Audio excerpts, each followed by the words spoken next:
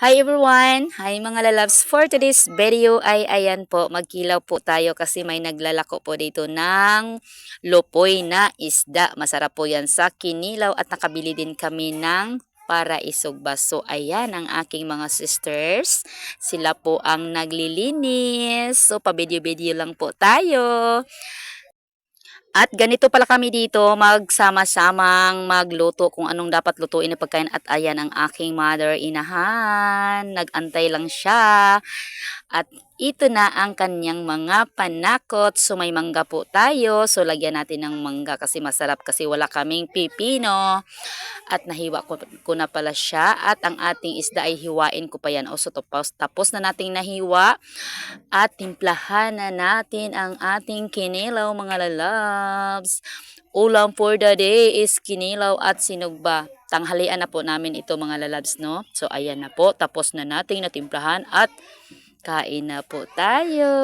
Ayan po tayo. Kakain na po kami mga lalabs, no? Kain po everyone. So ayan, kasama ko ang aking mga kapatid, mama ko at si tatay. At ayan na din ang ating sinugba is naluto na din. So, may mais na kanin. Masarap po yan pang pares ng kinilaw. Siyempre, may humay na pula din. At may pakok din tayo kasi nga magkikilaw tayo mga lalabs. So, minsan lang naman kami magkilaw. Pag may maglalako lang talaga na fresh na isda. Oo, at ayan si tatay.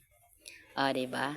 So, ayan na, kain po tayong lahat. Buong pamilya po kami nagsama-samang kumakain sa tanghalian na po mga lalabs. At wala pong init kasi maulan po talaga ang panahon. At kagabi naman ay super lakas ng ulan.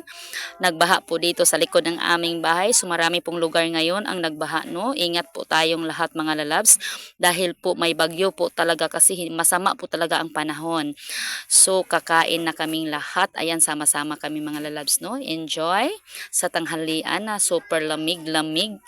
Kasi nga po, yun. O, diba? Thanks for watching. Bye!